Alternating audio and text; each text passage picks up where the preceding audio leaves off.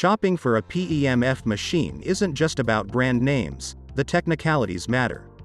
A critical component to watch out for are the coils used inside the PEMF applicators. To deliver effective signals and intensities, the applicator coils need to be composed of pure copper wire, large in diameter and circular, bound tightly, leaving no spaces.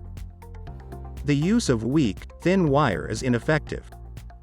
Let's view the coils in the body mat of PEMF.inc. PEMF.inc prides itself on high standards using pure copper coils, measuring 23 centimeters, 9 inches, in a tight, meticulous winding pattern. Unlike others in the market, we don't cut corners on the thickness of our copper coils. Plus, our PEMF mat incorporates 6 large coils, ensuring maximum body coverage. However, not all machines meet these standards. Miramate's approach, for instance, appear to employ a manufacturing process similar to flexible circuit boards, using thin conductive lines that might not even be copper. The next testing procedure involved placing a light behind the materials used. You can see that it is transparent. The coils used are very thin. For another visual comparison, we compared the diameter of their coils to that of dental floss. A quality machine and coils will transmit the magnetic fields deep into the body. This was demonstrated in our previous video called PEMF Intensity Review.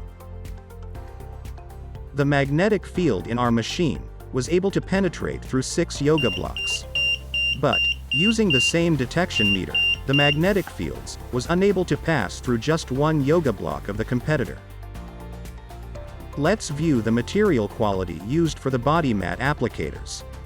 The competitor brand is made in China. The body mat of PEMF.inc is of excellent quality and extremely comfortable to lie on. It is manufactured in Germany. We have researched most PEMF machines on the market. We have tested them and uploaded these videos to our website. This information will be useful to watch before purchasing any PEMF device. Click on the buyer's guide and compare the market link to view more videos.